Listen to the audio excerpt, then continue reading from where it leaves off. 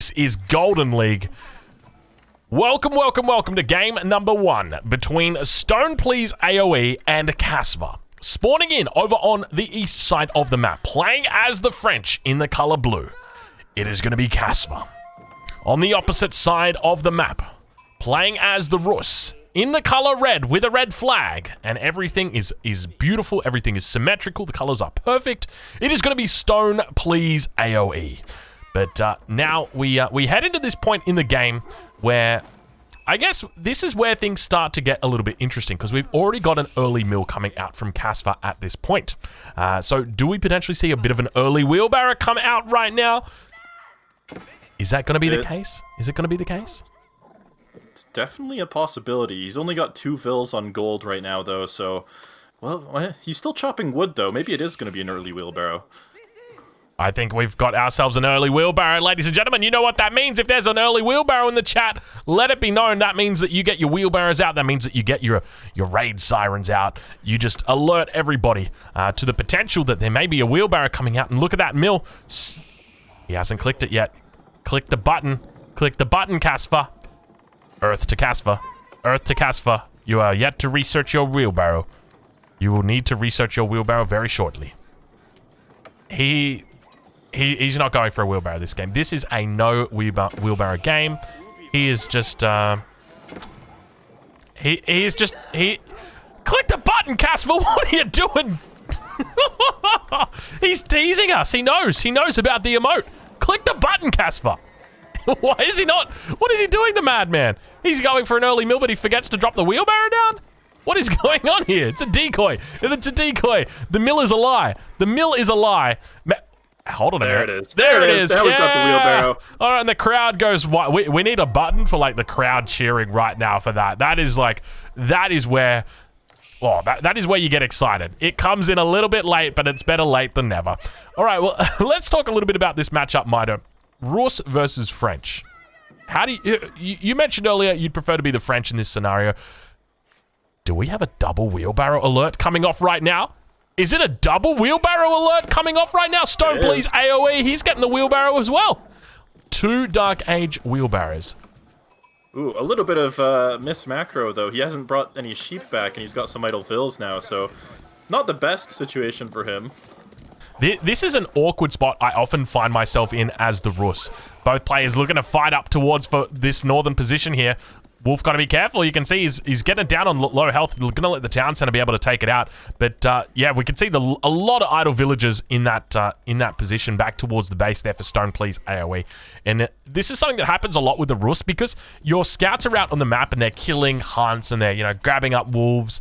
It takes a little bit of attention to detail. Let's just put it that way, to actually remember to get your sheep underneath that town center, underneath that hunting camp or a hunting cabin, depending on wherever it is that you want.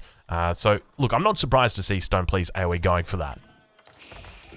Yeah, it's definitely a bit of a balancing act, right? Like, you want to get as much bounty as possible. You're like, oh, but I just found an extra deer hunt. If I don't go for it now, my opponent might take it. But I'm gonna run out of sheep. And then you go for the extra couple of deer or the extra wolf or something, and then you find you've got some idle vills, but you've got a load of extra bounty. So, yeah, it's a bit of a trade-off. To go back to your earlier point, though, about how this matchup goes.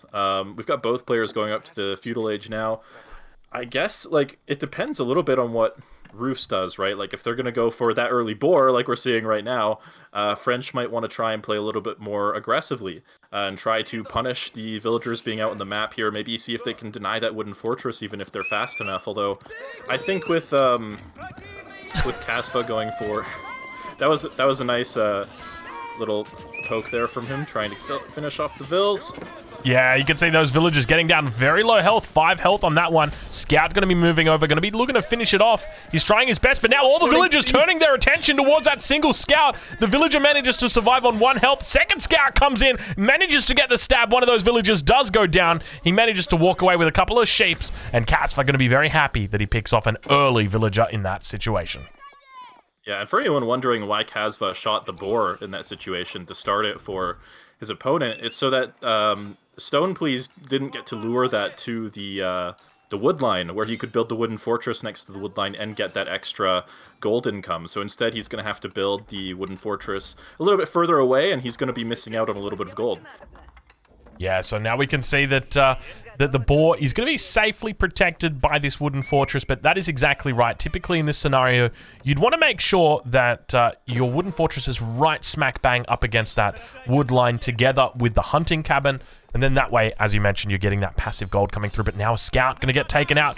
Kasva loses, or rather takes out a second unit of his opponent. More scouts going to be heading out as well over for StonePlease AoE. And we've got an archery range already coming out for Kasva. So looking to put on the aggression. Knight comes in before the hunting cabin can even get up. And look at the Knight. Look how relentless he is with this. Beginning to take out more and more villagers. And it looks like a second villager going to be going down already. StonePlease AoE not really paying attention.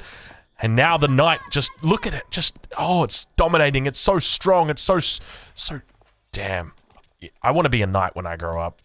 Look at that. Yeah, that is some really, really nice pressure coming out from Kasva there. He's got tons of idle time here. He's killed 2 vills now for this early boar. So that's definitely, you know, a bit of a punishment for going for this. He's going to look to try and get that last one there while maybe these scouts are being microed, but it looks like the Knight is going to go past there. And he doesn't really care too much that this Knight's been damaged, right? Like, eventually he's going to get Chivalry on that Knight, and he's going to heal that up to full HP. So very, very worth it for him to idle those villagers inside that wooden fortress.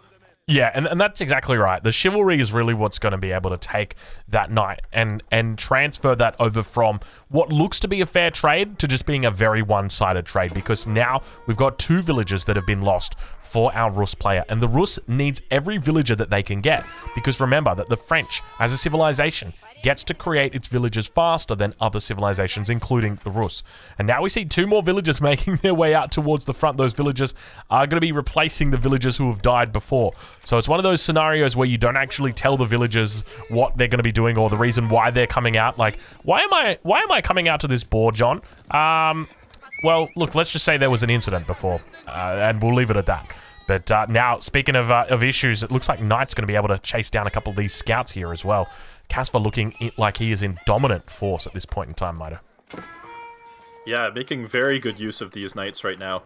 He knew also that, like, he idled so many vills, and so there's going to be less units here from his opponent, because he just didn't have the food income to make them. So there's only 2 spearmen here. It's not going to be enough to defend against these 2 Knights as easily as he would like. So another villager going to go down as this wooden fortress fails to go up.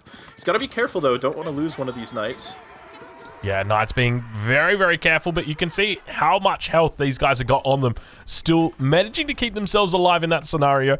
And that's the really important thing, because Kasva's still yet to lose a unit in this game. And now Chivalry comes in, and now all of a sudden he's got some fresh Knights. And speaking of fresh Knights, watch out, ladies and gentlemen. Boom! Down she goes, another villager, and a lot of villagers have gone down this game. Look at the lead that has begun to build. And, you know, typically in the early game, when you see a villager die like that to a scout, you get tempted to call good game, because it's that tiny little difference that really starts to eke itself out as an advantage, because Kasva then begins to push it. He does damage, comes in with the Knight, then the second villager goes down, then the third villager goes down, and now all of a sudden, you're in a position where Kasva is at 9 minutes into this game, and he's got an 8 villager lead already. Where we have as many villagers dead for his opponent as you have minutes in the game. It's just absolutely massive at this point, and so difficult for StonePlease to try and find a way back into this game, despite being down such a huge amount of villagers already. Yeah, that's exactly it. And it wasn't just villagers either, right? Like, he killed 1 or 2 spearmen for free as well, and now he's just healing up the Knights behind it. And these archers are walking right through the wooden fortress right now. One actually might die to this wooden fortress, if our observer could look. Yeah, 1 archer goes down. That's Kasva's first loss this game. But I mean, he's still got to be pretty happy about the position he's in. He's just sitting in between the wooden fortress and the base right now, just trying to keep an eye on what kind of units his opponent is making. Oh, Mitoe. You know, if you had to do a list of things that you don't want to make as the Rus, like, number 1, I'd be putting farms on it. It'd have to be farms. There would be nothing else on that list. It would just be, I don't want to make farms as the Rus. You know, I really want to be utilizing that, you know, survival techniques. I want to be out on the map gathering up my deer. I want to be out on the map gathering my boar up. I very rarely want to come back to my berries, and I never want to be making farms. And we see before 10 minutes, StonePlease dropping down farms as the Rus. And it just, just feels bad, man. It just feels bad. Yeah, that's definitely not the situation you want to be in. And gathering the berries too, right? They're quite slow, slow resources to gather. And oh, another Vil maybe. Not quite gonna get picked off there. The Spearmen do react in time, and he pulls the Vil back. But yeah, I mean, it's definitely looking really good for Kasva now. He's starting to gather up stone as well, so he's gonna be going for that second town center pretty soon, and that's gonna really like help, you know, push this lead even further ahead. Yeah, I think that's the big thing, right? Because now that you've eked out a lead, the question is, how do you go about it, making that even stronger? Your enemy's going to be trying their best to keep up with you, but you can put the foot down even faster. You can get the NOS out, and that's exactly what Kasva is going to be doing here. You can see he's up 9 villages, but adding in that second town center, it's going to enable him to even push that further to the limits. And we see more upgrades coming through. He's got the double broad axe, also going to be going for specialized pick here.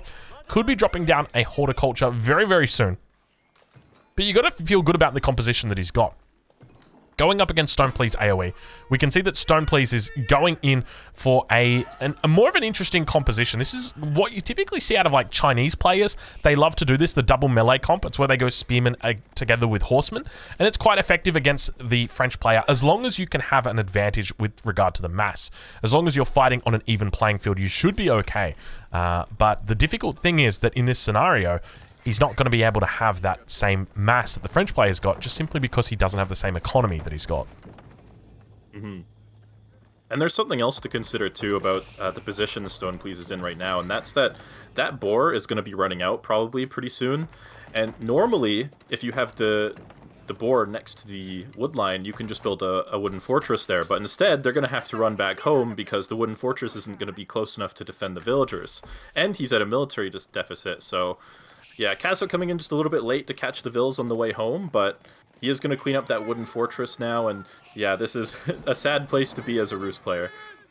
Yeah, it definitely feels difficult. The fact that you can't even contest what your enemy is really putting out. A lot of pressure coming through for him, and this mass is really starting to build. And Kasva, as we mentioned before, he loves to play Age 2. It is very rare to see this guy going up to Age 3, so I would be very surprised if we see him look to go Age 3. Even before 20 minutes, he will Unga Bunga his way in the feudal age as much as possible. You'll see a big archer mass, a huge amount of knights, and I wouldn't be surprised if we start to see spears getting mixed in shortly. But now looking to take hunts as well, so still yet to add in any farms at this point in time. But Kasva looking very strong with regard to that population as well. Look at the population difference. You've got 88 for Kasva, 60 or 70 for StonePlease at the moment, so a big difference there. Yep, looks like now he's going to be turning his attention to the base. Going to be trying to get a couple of the Vils on the wood line here. StonePlease isn't paying attention, and he's going to actually lose like 3 or 4 Vils here. StonePlease, please pay attention. And now those villagers are going to be running back. You can see him doing a little bit of a sprint, but more of them going down. I think he's lost about 4 villagers, as you mentioned. But those horsemen are going to be pushing through. There's no spearmen coming out at all for Kasva. And ideally, in this situation, that's exactly what he wants, because then that's going to force out archers from StonePlease and make it a little bit more micro-intensive. Battering ram trying its best to take down that blacksmith. Not having a lot of luck, and that second town center going to get thrown down. So initially, that was going to be a mill together with an outpost, but now all of a sudden, it gets cancelled. And now a town center comes down for Kasva, but Kasva gonna have to fall back in this situation. He wants to make sure that he doesn't really overcommit, and he's gonna be trying his best to hold on. We see, were those spears braced all the way back there? I swear I saw those spearmen bracing all the way back there. That was a really far back brace. But now moving forward, the horsemen continue trying to get on top of those, on top of the archers. It looks like Barrack's going to be coming out. Spear's finally going to get made in this situation. Kasva realizes he's going to need spearmen, and you can see StonePlease is committing. He needs to get an overwhelming victory at this point in time. The archer's going to be able to try and hold on towards this, hiding them, moving them in towards a nice little choke point, trying to get the funnel in, but still a fair decent surround here. Knights also coming in on the mix. It's looking pretty decent for StonePlease AoE, but keep in mind, we're fighting in Kasva's base. That town center is just constantly producing units and more military production, or rather, the town center is firing off arrows and the military production is producing units. Kasva looks like he might be able to hold this, I think. Yeah, he's definitely going to be able to hold this, but this was about as good as a fight as StonePlease could have hoped for. He cleaned up most of the archer mass. I think that was almost 30 archers that he killed. And that's going to buy him a little bit of time. But the thing is, time is on Kasva's side, right? With that second town center being on that hunt on the east side of the map. Like, he doesn't really care if the fight goes equal for him or not. Like, he's going to be pulling ahead in the next couple minutes here. So StonePlease still has to find a way to do some real damage here instead of just trading off these units. And we can see StonePlease doesn't have a lot of vision on the map. We jumped briefly into his perspective. He has got barely any knowledge about what's going on at the moment. Obviously, he had the wooden fortress out on the board, but that was taken out. And so now it's only his corner of the map that he really knows about. He's got no idea what the town center's situation is, what the age up status is of his opponent. He could be going age 3, he could be on 7 town centers at this point in time. He has no clue whatsoever because he's got no scouts. And it's a civilization that's very easily able to get those scouts back out on the field.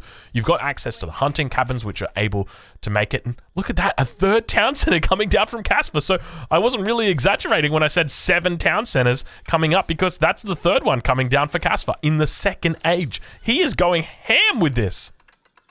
Yeah, he's feeling pretty comfortable after that fight, and that's going to secure him another gold mine. And the berry patch here, he's going to delay his farm transition a little bit more. And yeah, things are looking really good for him. And this is something we've seen a few times today, where once you have a lead, you don't necessarily go for the killing blow. You just go build your economy up so that you can kill them later. And that's a lot safer of a play, right? Because you're not risking your army when you're going for the killing blow. You're just building up and then, you know, getting more tech, more economy, and eventually there comes a point where it becomes really difficult to lose. I love the way that Kasva is playing this. It definitely feels very AoE 2-esque. The fact that he's expanding like a madman in this scenario. You don't need to be throwing out, you know, as the French, as you mentioned in one of the earlier games, the French doesn't really gain a lot from going up to the next stage. You know, most other civilizations, they gain access to the knight or to the men-at-arms, but the French have already got access to that knight. The only thing they're going to be doing is researching their upgrade, and that's going to take time for them, whereas, you know, every other civ basically gets it from the get-go. And so as a result, it means that they can delay going castle, and that's exactly what Kasva looks to do in this situation. And now those knights are going to be looking to pick up reinforcements. One of them gets skewered. Oh, watch out, it's going to be a knight for dinner tonight, and unfortunately, it's going to be able to go down. Kasva doing his best to try and escape, but StonePlease is going to be trying to clean it up. Villager count going to be the main issue here. Even though StonePlease's military is looking pretty decent, he's got 48 military pop compared to Kasva's 42. It is going to be a big villager difference with 30 villagers the gap right now. Yeah, he's got to be looking to take a fight now. You can see he's pushing across the map. He's maybe sensing that there's either an age up or there's these town centers down. His opponent's got to be doing something, right? Like, he killed so many vills in the early game. Why isn't he trying to just end the game?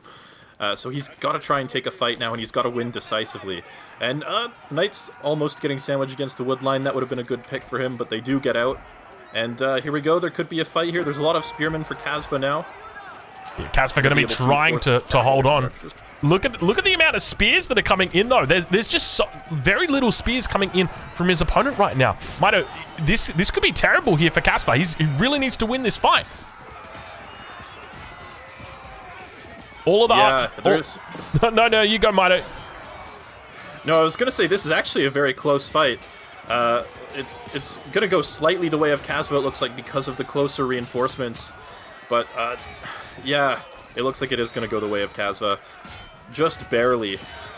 You can see the way that he's holding on. Look at the knights, though, that are coming out. Maybe the upgrades are making the real difference here for Kasva. +1 ranged armor or melee armor still yet to come through for StonePlease. And now Kasva with the reinforcements looking to try and hold on. Yeah, it seems like in this scenario that StonePlease is going to have to fall back. And with that, Kasva probably going to be victorious. The villager lead continuing to climb. He's up 37 villagers right now compared to his opponent. And what are these outposts? These outposts just moving forward. Kasva, very creative in the second age. He always manages to find a way to add new things in the second age. He adds a third town center, and now all of a sudden you're pushing him with outposts. Kasva, did you forget you're not playing the Mongols? Yeah, but this is actually a very smart decision from him, right? It's going to give him a lot of vision north of the Roost player's base. It's going to help him control this wood line. You can see the wood line, the first wood line for a Roost player is almost exhausted, and so StonePlease is going to have to move to that second one soon. And with those outposts already on the other side, that's going to potentially give Kasva a place he could even set up a push from, right, where he's got the towers with the emplacements already set up to help shield the army if he has to retreat. Yeah, that's a great point. And I would just like to take a second right now to get my PogChamps out because we have finally got it. Ladies and gentlemen, it is the Royal Institute coming out for Kasva. Oh my lord, I love the way that Kasva is playing this French, and honestly, watching Kasva play the French, I'm not even kidding you, it inspires me, it makes me want to play the French. Why is the Royal Institute so good on the French right here? It is because he's already got 100 villages, so he's able to turn that huge economy that he's got and produce units out the wazoo, and he's able to get all the upgrades for them. We're going to see Cantled Saddles coming in. We're going to see Royal Bloodlines coming in. We're going to see all those juicy upgrades for the French, and we're going to see a huge mass of knights to support it. This is beautiful stuff. This is really good stuff. Yeah, this is the perfect situation to go for the Royal Institute. The guild hall is amazing, right? But it does take time before you really get anything out of it. Like, you're going to want to leave that guild hall alone for 5 or 6 minutes. And in this situation, Kasva's far enough ahead that he doesn't want to wait 5 or 6 minutes. He just wants to get stronger units and push to win the game. And that Royal Bloodlines tech that he's researching right now is going to give his knights an extra 80 hit points, which is really, really tough for his opponent to deal with, especially in the feudal age. Yeah, I really love the way that Kasva is playing. This is so smart. At this point, he's able to run just knights directly into spears and actually take effective trades because he's got that castle age advantage as well as the royal bloodlines once it comes in. But he wants to wait until that bloodlines comes in before he actually picks the fight. And now we see those Royal Knights moving towards the front line. Just now we've got the veteran upgrades that have come through. Royal Institute still taking some time. 48 seconds before that comes in. And look at that, 35% health. This is an Imperial Age upgrade that is available to Kasva in the Third Age at a discounted price, by the way, just because he has chosen this landmark. So now he continues to push in. And I gotta say, I love this style of French. It is so damn beautiful. More and more Knights continuing to be added in. We also see veteran archers coming through. Archers on the back line. The Archer Ball is building for StonePlease AoE. I'm starting to get concerned for him just because those knight numbers are starting to look very healthy. And keep in mind, by getting up the archers, and it looks like we've just got to tap out. No need for Royal Bloodlines. I'll just GG out right now, says StonePlease AoE. And indeed he does. Yeah, really well played from Kasva from the get-go. Just finding that boar, preventing the hunting cabin from being placed there, and then just constant pressure, picking off vills, keeping those knights alive to heal them up with chivalry and stuff like that. And really good follow-up, too, with the town centers and the age up into the Royal Institute. Really cool play from him, for sure. Yeah, I love to see it. It was very, very smart. Typically in that scenario, I mean, we'll talk more about the Royal Institute as we head out of this, but, you know, in just closing that game, you could see the villager lead difference between those two guys. It was absolutely massive. But the Royal Institute, it didn't really play a big part in that game, but there was obviously the potential for it to play that. I definitely felt like watching Kasva play that game, it was very methodical. It almost felt a little bit like watching Viper, in the same way that Viper is always looking to push his advantage and try and gain an economic lead. And look at the end there of that villager count. It is just disgusting. The amount of villagers that are coming out there for Kasva, it is a huge difference. But now we're going to be jumping back into our waiting screen very shortly and be looking at the second match that is coming up. But yeah, I want to talk more about that Royal Institute because we don't really see a lot of Royal Institute coming out, Mitoe. So I wonder whether that is a sign of things to come. Do we potentially see, you know, this build order coming out, or not build order, but sort of this overarching strategy coming out a bit more with regard to the French? Will we see heavier feudal age plays into Royal Institute as a potential option? Yeah, I think it's definitely a possibility. Like, as we were talking about, sort of like in some earlier series and even in this game, like, French really doesn't have a lot to gain from aging a lot of the time. So they like these prolonged feudal ages. Because, you know, they don't have to pay for that knight upgrade. They don't have to wait for the knights to upgrade. If you go for the guild hall, like, it's one of the landmarks where it's a really great landmark, but you just don't get anything for the first 5 or 6 minutes. So, yeah, so you want to delay that age up as long as possible. And if you're in this situation where you're building up this massive economy in feudal age, a lot of the time when you hit castle age, you don't really need the resources from the guild hall. You just want the stronger units. And it's almost like going to Imperial. Like, you've got the knights with the extra hit points. Yeah.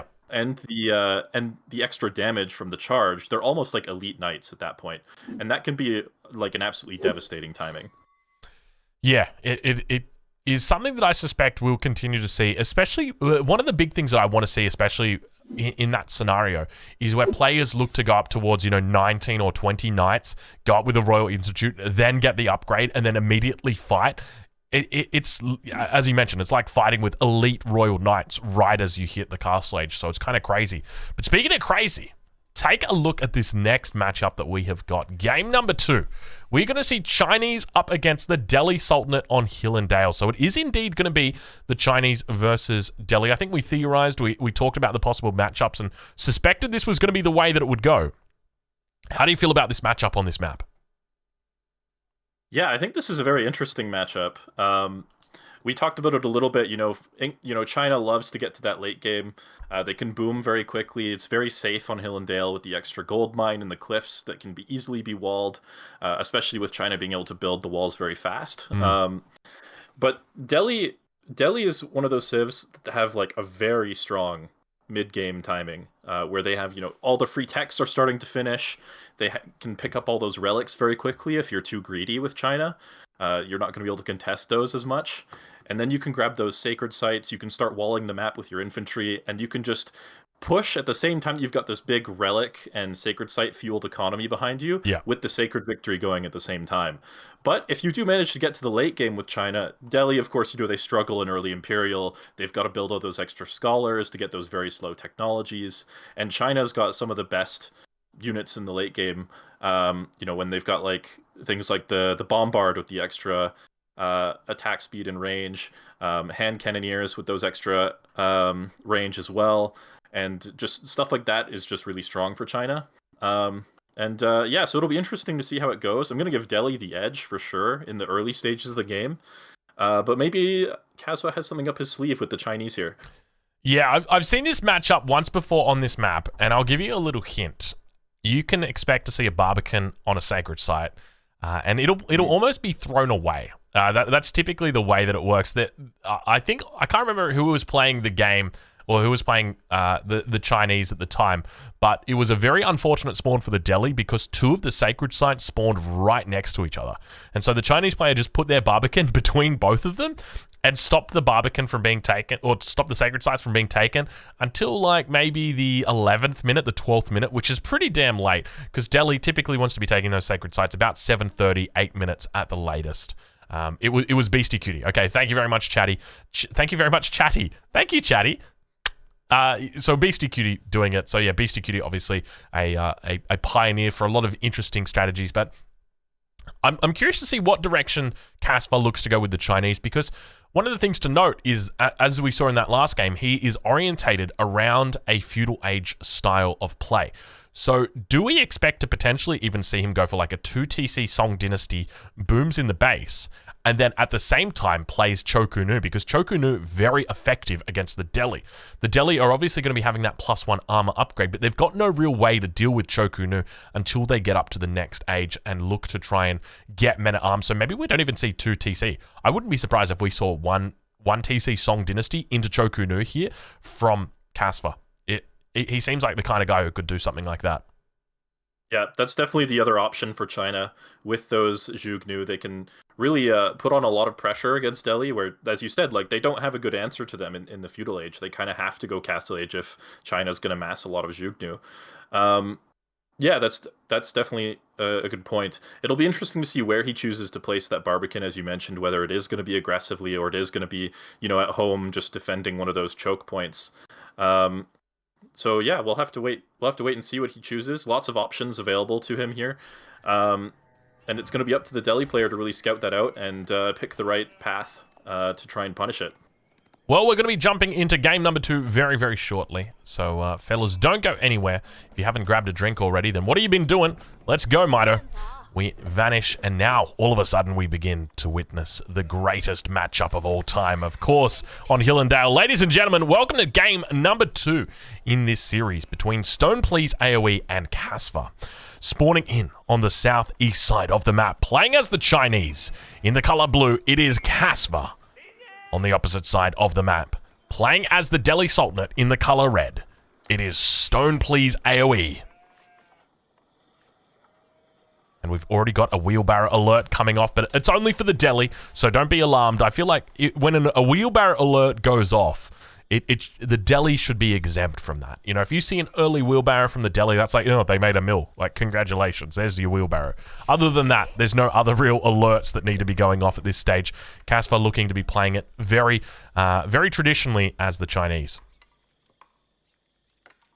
Is that wheelbarrow tech actually the one that's coming in first, though, or is that queued behind survival techniques? Because if you look on the UI, okay, on the UI it doesn't even show the wheelbarrow coming in, I guess, because that's going to be coming in at the top of the screen. Yeah. Never mind.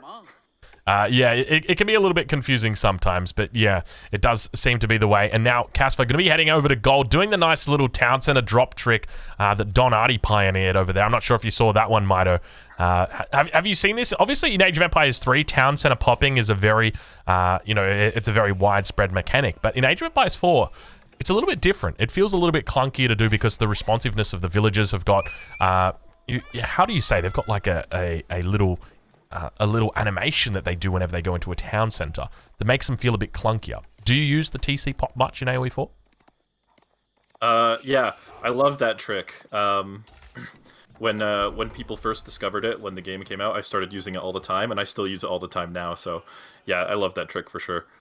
Yeah, it's a beautiful, it's a cute little trick. It saves you a little bit of time, but why not? And we'll take a look at Kasva, how his build order is going at the moment. You can see, looks like he's probably got about 8 villagers there on food, gathering up with the IO, 3 villagers on wood, and now a single villager heading out towards the gold mine. A bit of a walk down here. He's got access to the deer patch here as well, but it's important to note, as a Chinese player, going for this deer early, especially with a mill, it's probably not advisable. And there's a couple reasons why. But first and foremost, you're going to be reducing your tax income, because when it comes to the Chinese, the tax that you receive is not actually based on the amount of resources that you're carrying, but rather it is based on the amount of resource, or the dropping off. Also, we did see an Imperial official back there that was supervising a single villager on that gold mine. I'm not sure if that was intentional or a mistake. Let's have a look. Yeah. So effectively 1.2 villages now becomes 2.4 villages. It'll take some time. You'll get there eventually. But yeah, Mike, I'm curious about your perspective with regard to Chinese build orders. Do you like taking the deer early, or would you save it for a town center? How would you play around the deer here? Yeah, definitely leave them until later in the game. As you said, like, that tax income is really important for China early. And going for the deer, like, while you do get a little bit of extra food, I think you give up more gold than you gain in extra food a lot of the time. So I think what Kasva's done here makes a lot of sense. I'm interested, do you see a lot of people going for second official these days? I've never seen a second official in Dark Age. That's a really interesting decision from him. Yeah, it is quite rare to actually see it coming out. If you do see it, it normally comes out about 5.5 minutes, that sort of timing. But yeah, this early, it's quite rare to be coming out, just because you're not going to be having many opportunities for it to actually be of use. It only becomes effective once you've got 5 villages on a specific resource, because at that point it becomes more effective for you to have the official out than it does to have the villager. But we see he's actually got the Imperial Academy down, not going to be opting to push it into the woodline. Sometimes you will see players look to push it right up against that lumber camp. Not going to be the case here. Chinese base building, it's one of those things. I love Chinese base building. I'm very passionate about it. But leaving himself open here, I do like the way that he's put it at the front of his base, though. Yeah, that's going to give that official next to the mill on the berries, it's going to give them a place to drop off the taxes a little bit more quickly, so he can do that more frequently without missing out on supervising the food. And I guess something this second official does for Kasva is it means he is actually going to be getting more gold out of this mine, having built it earlier, right? He's going to get probably like an extra couple hundred gold out of that mine, and that might pay off in the long run. In the short run, it's definitely going to slow him down a bit. And I wonder if, he hasn't put any vills on gold yet, so it's definitely going to be, at the very least, a fast Song Dynasty, but he could potentially just leave these villagers on these resources and go for a fast castle as well. Yeah, that's a great point, and that is one of the rare situations that we actually do see an early second Imperial official come out. Viper's got a great Chinese build order where he gets that second Imperial official out. But we'll take a look over at the Delhi base and see what they're up to. I suspect it's going to be pretty much the same. And now we see that Barbican in the middle. It is going to be the Barbican dropped down on top of that sacred site. Also gets the berry patch as well. Pretty decent Barbican spot here. And you can see we've got the Spearman looking to move out into the middle of the map and maybe even look to wall this position up. But over towards the Delhi Basin, look at this. The wall timing going to be coming down here at an awkward time, and it actually gets cancelled. Yeah, we got to cancel. Barbican's going to be repositioned a little bit closer towards these berries. So denying the berries, denying the sacred site. I think technically he still might be able to get onto that sacred site on the flip side of it, but we'll watch to see how he plays it. And now it looks like more spears going to be moving in. Villager going to be heading back to base. And also got a scholar coming out to greet everybody. Hey, where's everybody doing? But that scholar going to be jumping out and going, oh, hold on a minute. I may have picked the wrong day to fight, it seems. So fast dynasty going to be the way that Kasva goes here. Yeah, and this is kind of what you were talking about before the game as one potential option for the Chinese players to, go for that Barbican kind of in the middle of the map next to that sacred site and sort of give themselves that forward staging point as well as deny the sacred site as much as possible. The thing is, that Spearman actually got there in time, though, to have the Barbican be moved, and he might actually be able to take that sacred site if he stands far enough away. I think you're right. I think you're 100% right. There's a very nice... Yeah, you can see the ring around there, which isn't always observed. I don't know if you know about this, Mitoe, but sometimes that ring is displayed, and I'm watching my units get shot from outside that ring, or watching my building shoot from outside that ring. Is that intentional? How does that work? Yeah, definitely not intentional, I would say. But yeah, the range currently is a little bit longer than that ring on most buildings. But there should still be a little bit of room for a scholar to squeeze in on the edge there if he tries that. But yeah, he'll have to be careful. Yeah, all right. Well, we'll watch to see how he plays it. We are at the 7-minute 30 mark, so we should have Sanctity about to finish. We'll check in over with the mosque and just see how far along it is. You can see all those upgrades coming through for Delhi at the top of our screen right now. He's going to be heading down towards these sacred sites very, very shortly. But having a look at the blacksmith, you can see the upgrades coming through. Let's have a look at that mosque. Sanctity got 0 seconds to go. There it is. We have got Sanctity in at 7:55, and ideally, you'd like to hear those 3 gongs at the same time. You know, Sacred Site 1, 2, and 3 all being taken together. But that is a rare occasion these days. It's so hard when you've got a Chinese player being very aggressive in a scenario like this. And look at this. We got early Chokanu coming out, so it seems that our theory was correct. He's not even opting for a second town center in this scenario, Mitoe. He's just going to be playing 1 TC Song Dynasty and looking to fight off any potential units coming out here. We can see that a couple of horsemen moving in towards this direction. He's got a spear out to look and try and hold this. Chokanu going to be heading back towards the town center, indeed finding a little bit of a safe window. And now Kasva realizes that he's probably going to start pushing out towards his enemy's base, because otherwise those sacred sites will get taken and will get walled up very quickly. Yeah, and as we were talking about kind of before the game started, like, this makes a lot of sense for China, right? Like, he is slowly going to be building up that villager lead with the Song Dynasty, and he's going to be able to build a lot of Zhugnu, contest these sacred sites, and Delhi's not going to have a good way to deal with that.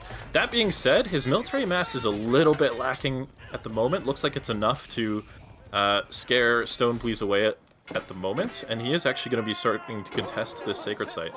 Yeah, interestingly for Kasva, he didn't actually leave scouts.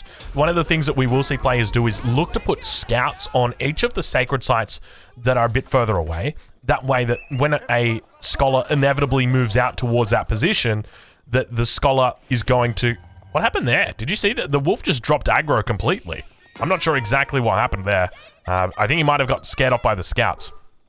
But you can see him now neutralizing those sacred sites and looking to try and hold this one in the north. Indeed, he's going to be successful here. Chokanu moving forward once again, going to be looking to try and take out those spearmen. You can see the damage coming through from them. Keep in mind, still yet to receive that +1 attack or at range, but they are going to be fighting up against Delhi units that have got their +1 defense. So it's definitely going to be a noticeable difference in these early stages. Kasva ideally wants to get that upgrade in as soon as possible, and we finally see it coming in at the top of your screen about the 10-minute mark, but a lot of horsemen beginning to come out for StonePlease. He's looking to try and get a little bit of a cavalry edge over his opponent. Yep, but so far Kasva's achieved what he wanted to achieve, right? There's no sacred sites for Delhi. We might have a little bit of a skirmish in the middle. Okay, and he does always have this position to fall back to with the Barbican in the middle of the map, so he can continue to apply the pressure here. Yeah, now we can see the units continuing to move out. I will note that all 3 sacred sites have been decapped at this point in time, so Kasva is a happy camper. This is what you want to be doing if you're playing against Delhi. You need to force them away from those sacred sites and try and take them out for yourself, and that's exactly what he does. So he's going to be looking very good, very healthy at this point in time, and that mass continues to build for him. Still no second town center behind this, so perhaps Kasva was aware. There is always that timing window for the Delhi. And now that I think about it, it probably would have killed Kasva even if he goes for a 2TC Song Dynasty boom.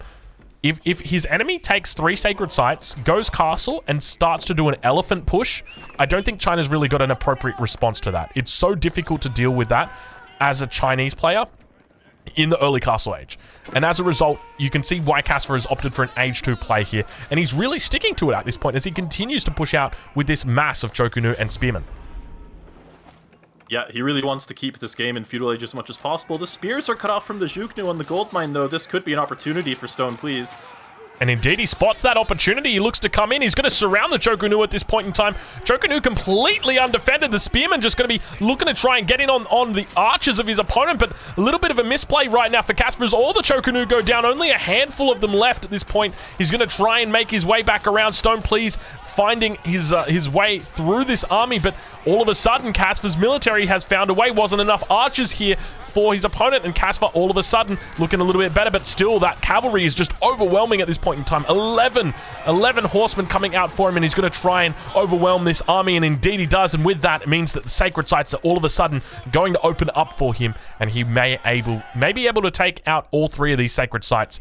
Ideally, he's going to need a battering ram for that Barbican in the middle, and then he should be able to secure up that sacred site quite easily. Yeah, but actually, if you look at his macro, this could actually be the opportunity to age behind this as well as he takes those sacred sites. And as you said, like, start grabbing things like elephants and knights and men-at-arms that these Zhugnu will really struggle against. Doesn't look like he's saving for it just yet, but he is sitting on a lot of gold, so he does have that option available to him.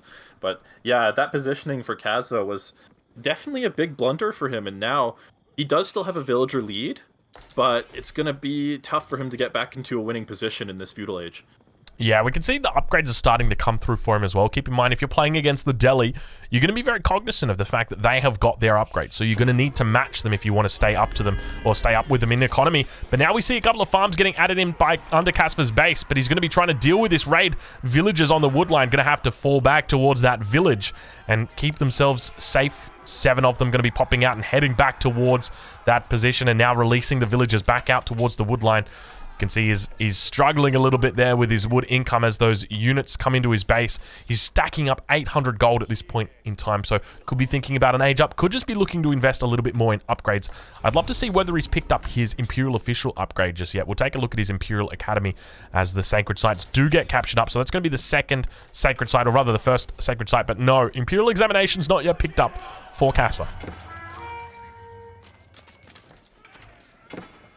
Shogun mass beginning to build here. A couple of horsemen coming in. Could potentially take them out. We're going to take a look now down towards the south. The sacred site struggling to be captured here. And Kasva in a concerning position because he's failed to bring spears to the party once again. This was a Chokunu only party, it seems. And all of a sudden, StonePlease is looking to absolutely take this game by storm. It's starting to look worrisome for Kasva right now because the military mass is really starting to build for StonePlease. And look at the resources he's got behind this. 1,200 gold in the bank. He's going to be able to market trade that out. His military mass is really starting to build. He could be thinking about a battering ram. In fact, he already is thinking about a battering ram. And this is not looking good for Kasva. No, it really isn't. That was like the first time he lost his army was bad. The second time was a catastrophe. Like now he is so far behind. He's twice as much. His opponent has twice as many units. I mean, Kasva still has the military lead, but for how long?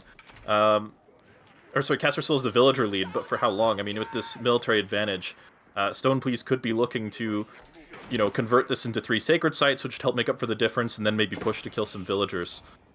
Yeah, that could definitely be it. As long as he keeps his spearman with his Chogunu, I'm sure he's going to be okay. He's only got 7 spears out at the moment, so ideally he needs to add in a few more. More horsemen beginning to push up at this point in time, struggling to hold on. And now the Chogunu going to be turning around their attention towards the archers on the back line. Look at him focusing down those archers one by one. He's working towards it, but at the same time, he's getting stabbed down. There are so many horsemen here. It's really not looking pretty for Kasva. He's trying to fight back towards his reinforcements. Horsemen going to be trying and tapping away at all those Chogunu. Really suffering here as they continue walking back towards that base. And you know what would be perfect in this scenario right now? A Barbican. Imagine if you had a Barbican in your base. It would be absolutely amazing. But playing against the Delhi, you go and you put it in the middle on the sacred site, and all of a sudden you don't have a Barbican. But now Imperial officials going to have to fall back from this front line because there are units that are in the base, and this is exactly what you mentioned. If you're able to take that military advantage and push it into the enemy base, then you can start to make a difference with regard to the villager count, and that is exactly what we're seeing. Kasva struggling here, not on the way to age 3, instead just looking to add in more military production. Still, we don't see those sacred sites being taken by StonePlease at this point. So he is doing this all off a single sacred site, and he is walling the map like a madman. Now Chokunu once again. Oh, it's not looking pretty, Mitoe, is it? No, it's not. These Chukunu are consistently caught by the horsemen here. And yeah, these trades are just going amazingly for StonePlease. He does have to cancel the ram there. He is going to be forced to retreat. He's got a lot of reinforcing units in the middle though coming to join up with this army. Look at the walls that are going up for StonePlease as well. So even though he's doing so much work on the front line, behind this, he's making sure everything is just slowly getting prepared for the mid-game.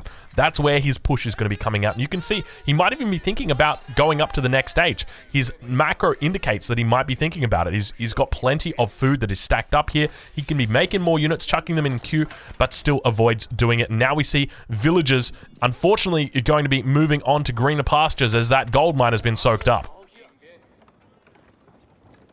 Yeah, and this is just a really smart decision from StonePlease to add those walls, as you were mentioning. Just makes everything so safe behind this. Like, you know, the last thing you want is to forget to add the walls, and then at some point in the game, you, like, mess up, lose a fight, and then there's, like, suddenly 3 knights on top of your 20 vills on a gold mine. But it looks like there's going to be another fight here. The Zhugnu are actually starting to build a number, are going to be able to force this away. That ram is actually going to fall. And this is the point where there's almost enough Zhugnu that they start doing effectively against the horsemen. Yeah. And this is where StonePlease is going to have to think about potentially going for an age up to start getting some armored units or those extra upgrades and stuff like that. And finally, we see those scholars moving out towards the sacred sites. Now, I guess here's one of the things that I will be critical of StonePlease, because he has been very good throughout this game, playing as the Delhi up against China, is that he's had the option to take these sacred sites for quite some time now, and they've just been sitting idle. And now all of a sudden he's going to be making his way up, but he has missed out on potentially, you know, about 1,500 gold just by not taking those sacred sites, because he cleared this out some time ago. But he is on the way up to the 3rd age now. At this point, he's got 57 villagers compared over to Kasva's 72. So about a 15 villager lead. And keep in mind, Kasva behind this still on that 1 town center. So whether Kasva is ahead right now or not, sure, that is something that can be considered. But remember, once the men-at-arms come out, once the lancers come out, then it is going to be very difficult for Kasva to hold. Just because those Chokunu, even though they're fast, they're not fast enough. They've got a very slow movement speed, and they have a very low damage, especially against units like those men-at-arms. But now Kasva going to be trying to force a fight here. He knows that the issue needs to be forced, and indeed, those units going to be heading behind the wall, looking to try and stay alive before that age up comes through. It's important that he keeps all of his units alive and tries to fight with men-at-arms, because that's going to enable him to really swing this battle. And let's take a look. Sacred sites have now been captured for StonePlease AoE, and is Kasva going to be looking to try and take down the base of his opponent, or is he going to look to neutralize the sacred sites? Because the correct decision is probably go for the base. And that's exactly what he does. Let's see how he plays this now. Yeah, he's going to be trying to do as much damage as possible here. There's a lot of idle villagers here for StonePlease. Getting onto this wood line is going to be a little bit tough. But he's onto the military buildings now. He's probably going to be able to take out the stable. There's no scholars inside those buildings either, so there's not going to be any knights popping out of there anytime soon. And, yeah, but he's got more military buildings behind this. This is definitely holdable for StonePlease. Yeah, and I guess the question is, you know, how does he go about holding this? Because before the patch, it would have been very easy. You just make a siege workshop and a single mangonel, and congratulations, you've held against 50. You've held against 50 infantry units. Good job. But in this game, or in this patch, it's a little bit different because the mangonel is just not as effective as it once used to be. Instead, Tower War Elephant going to be coming out. 960 health on that bad boy. We'll watch as it begins to enter the battle. The Chokunu going to be looking to turn their attention towards the lumber mill of all things. But now Chokunu going to be looking to try and fall back against this wall. They've got a nice little spot back here. The Spearman going to be doing a great job. And now that Tower Elephant going to be trying its best to hold on. More of them are going to be coming out shortly. You can see a whole bunch of upgrades, but I'm starting to worry for StonePlease. It looks like Kasva may have been able to push at the right time. He's identified his potential window here. He's got a huge amount of villagers behind this, and look at the units trickling in towards the base of his opponent. He's struggling with this massive Chokunu. He's lost that stable, so he's not going to be able to get out Lancers. And now all of a sudden, the Tower Elephant going to get focused down, and look at the damage that comes out onto it. Chokunu just slicing through that armor completely. So many arrows, barely the elephant is going to be able to survive. And indeed, it does go down. And now all the archer mass is going to continue going down, and StonePlease AoE is really starting to struggle as that military mass for Kasva continues to build, and he is going to the third age behind this. Yeah, things are looking a lot better for Kasva. He managed to recover really well from losing his army a few times in the middle of the map.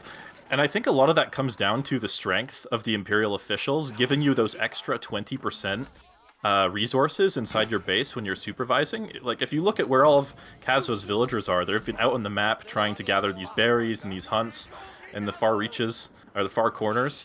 And like with China, you just get a lot of extra resources to work with. And those Jugnu are pretty low cost in food. So he was able to save a lot of those resources, especially the food, and just build up the mass anyway, despite the losses. Nice little pick up there from Kasva.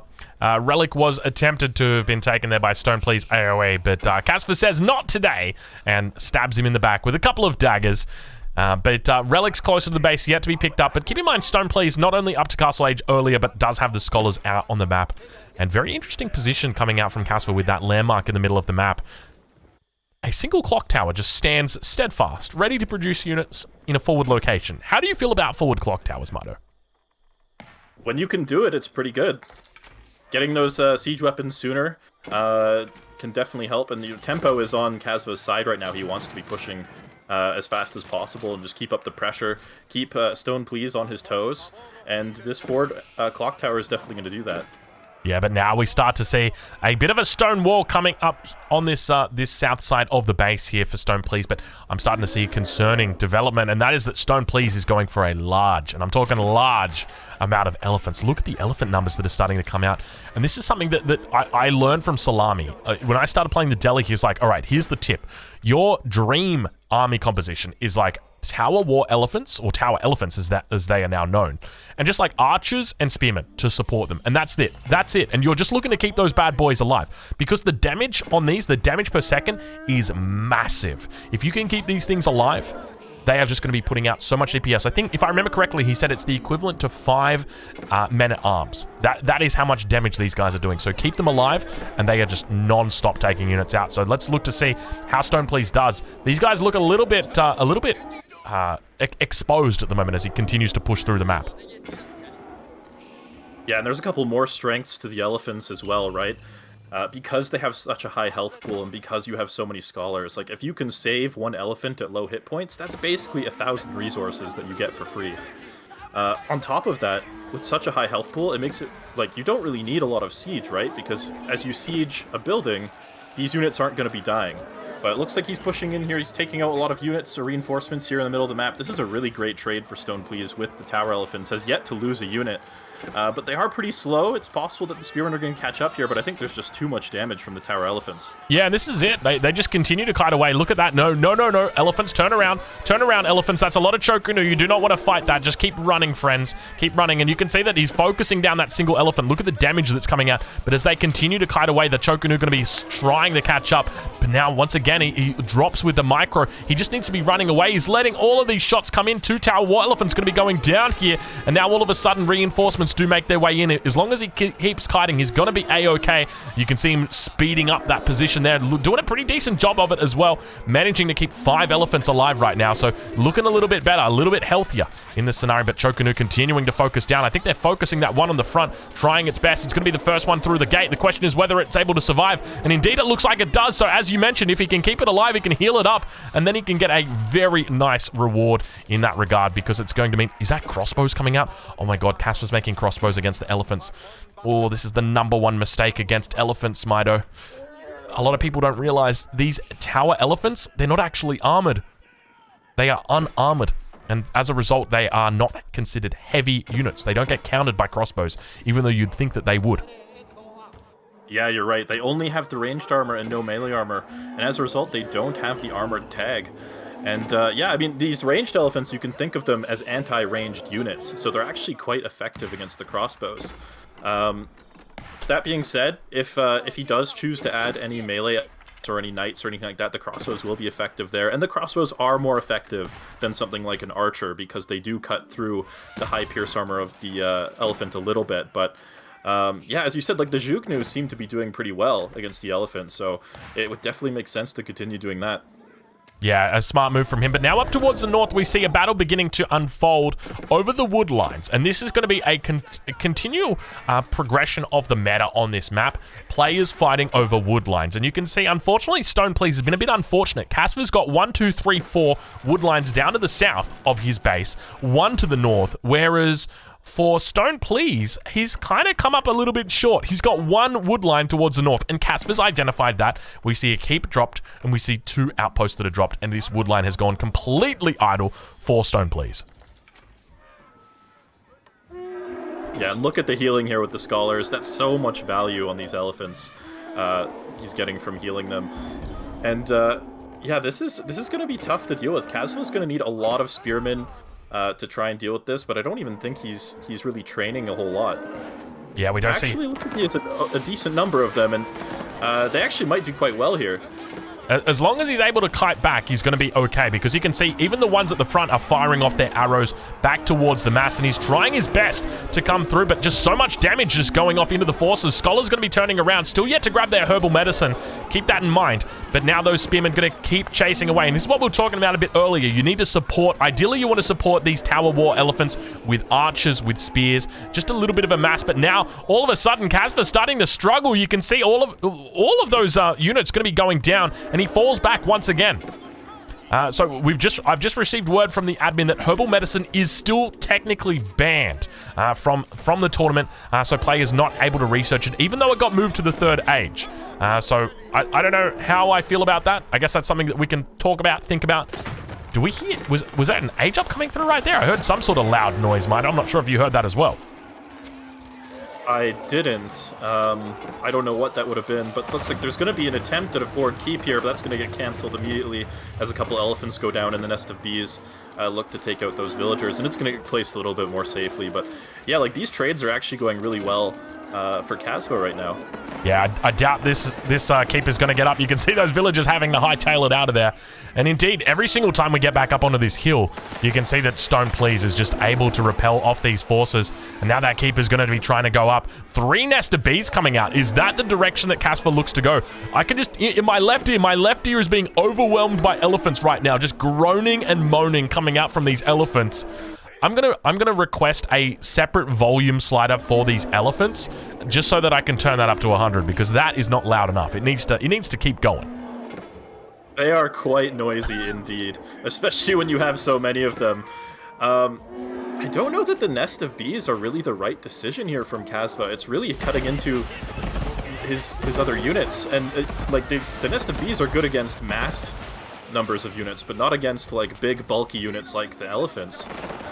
Yeah, I feel the same way. I really, honestly, in this position, I don't know what to do. The only thing I can think of against this is go age 4 and get bombards. That's the only thing I can think of that actually defeats these units. They're very difficult to deal with, at least for me as China. That's the way that it feels. Obviously, you've got other ways that you can look to counter it, but once again, villagers, you're going to be careful. You can see them coming in on that keep, trying to get it up. The Nesta Bee is going to be firing off before that keep can be finished. Doubtful that it's going to get up, but look at the military mass. It's really starting to fall right now, and Kasva is down to an equivalent amount of units, or at least an equivalent amount of population compared to his opponent, and that is never a situation you want to be in, because these elephants are incredibly population efficient. 1,000 resources, but only 3 population, if I remember correctly, which makes them equivalent to 333 cost per population slot, which is very, very population efficient.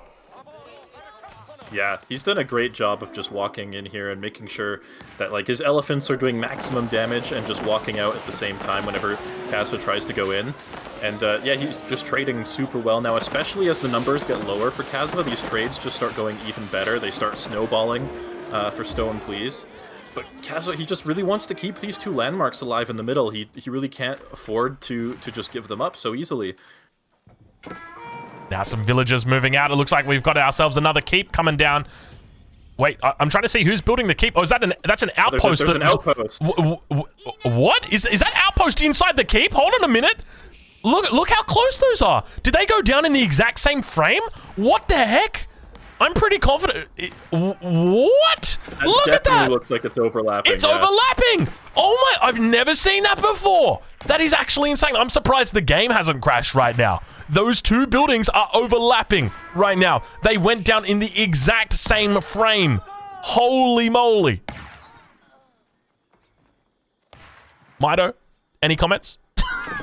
as an Age of Empires 4 developer, do you have any comments, sir, about the state of the game? Oh, geez, that is concerning. But I mean, we did see that it did get cancelled, so it's going to be fine. The battle begins to resume in the middle of the map, and now Kasva looking to try and take control. I guess one of the big things is Kasva has established his economy behind this. Even though he's been taking really poor trades, his economy has been booming behind this. Yeah, he's got a lot of vills, 135 villagers for Kasva, and he's just throwing these keeps up in the most annoying location that's trying to control all the resources on the map. And, like, despite, like, taking really bad military trades, it doesn't matter because he has the economy to support reinforcements, and he's got these keeps going up and controlling parts of the map that, that StonePlease needs to continue this push.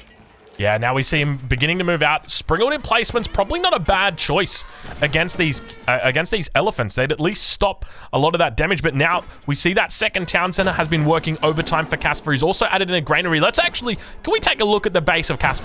I want to rate his base building. You know, if there's anything I'm passionate about, it's Chinese base building. We'll take a look now. He's got the 1 granary down. That's all it's going to be for him. Not terrible base building. I give him a 6 out of 10. What do you reckon, Mitoe? Yeah, it's not the best base building in the world. Can I revise that? Let's go down to a 4. There's a lot of farms in that. Just look at these farms he's got. This one's 3 deep. This one's 3 deep. Oh, all right. Yep, that's a 4 out of 10 right there. This guy is not a SimCity player. I'm able to identify SimCity players. Kasva never touched the game in his life. Sometimes you've just got more important things to do than worry about the farm placement, right? You've got 140 vills, it'll work out somehow. But you've got to focus on keeping your units alive, getting those keeps up on those resources. Like StonePlease really doesn't have access to wood right now with the keeps here. Yeah, this is a consequence of the way that the map is spawned here. Definitely it seems like Kasva going to need to start taking you know, maybe a class or 2 from the Mister about how to farm, how to position the placement of his fields, because if there's anybody who knows, it's going to be Mister. But you can see the Nesta Bee is actually doing a pretty decent job here.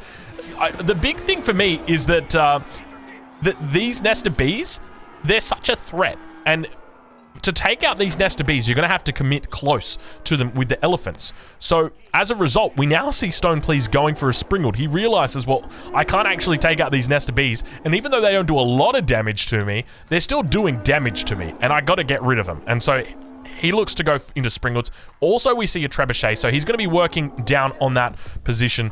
We also see sacred sites being neutralized now, so capturing sacred sites, neutralizing sacred sites, all the villagers dead on the wood line as well. StonePlease sitting on 72 villagers. Kasva on the other side of the map, 143.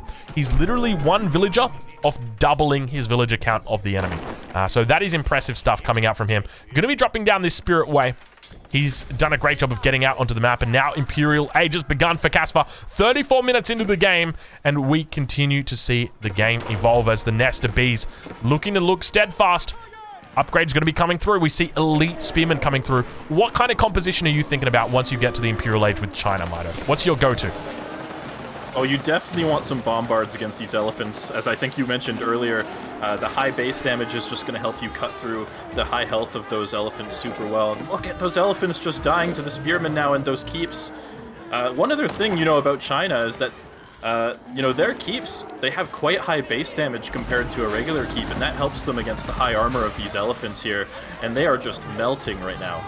Yeah, they're really struggling to stay alive in this scenario. And you can see the scholars so quickly just looking to put out fires wherever they go. Unfortunately, they're going to fail to put out the fire that they themselves were on, looking a little bit like liars with their pants on fires, but now the keep going to be going down as well. Nest of Bees just teeing off towards that, and Kasva's mass looking very, very decent at this point in time, very healthy. His economy behind this, he continues to rally in more and more units. We do see a bombard, 2 bombards actually going to be in queue. The first bombard coming out, Nest of Bees turning around. Looks like all of the elephants going to be trying to get in on top here. There's not a lot of units coming out from StonePlease. He makes one final commitment to this. He knows his enemy is up in the Imperial Age. It's only a matter of time before they begin to overwhelm and all of the elephants go down. And StonePlease, with that, is going to be looking in a dreadful position as he taps out. Good game gets called, and Kasva goes through to the next round. I am really impressed that Kasva managed to come back after losing his army twice, basically for in quite bad trades, I would say. And I think maybe like StonePlease missed an opportunity there to age behind that, and having stayed in that prolonged feudal age, ended up in a situation where the Zhugnu just reigned supreme. Yeah, I definitely felt like, looking back at that, obviously incredibly impressive play from Kasva. There were a few mistakes in there that we should probably, not mistakes, but a few misplays that we could talk about there. Obviously, we saw, you know, Kasva losing out all of his Chokunu mass multiple times to horsemen, where there were spears on standby, but they were just sort of doing something else. And I think that's definitely a common theme that we see, at least in my own play style. You know, I look away for 1 second, I'm like, oh, you know, my 75 units are fighting, but I've got an idle villager. Let me go find that idle villager. And you know what it was, Mitoe? You know what it was? It was an Imperial official. That was what it was. You go back to the fight and all of your units are dead. And you're like, maybe I shouldn't have checked on my idols.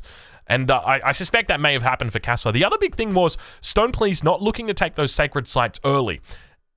There wasn't, he obviously tried to take them early, but once he had gained map control, he didn't look to re-establish control of those sacred sites. In addition to that, he never picked up the relics. He finishes the game with 0 relics, and as a result, it's going to be very difficult for him to really build up that gold income that he needed.